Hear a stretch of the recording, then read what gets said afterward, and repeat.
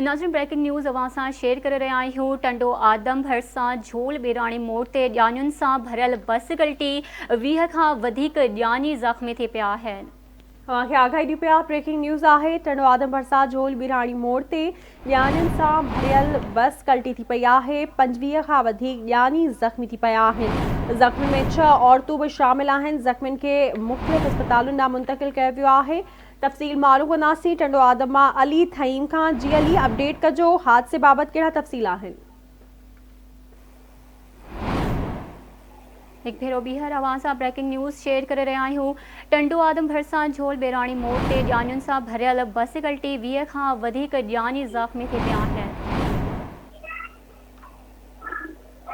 इन हवाले सां वधीक तफ़सील मालूम कंदासीं आवाज़ न्यूज़ जे रिपोर्टर अली थहीम खां। जी अली थहीम, वधीक कहिड़ा तफ़सील आहिनि?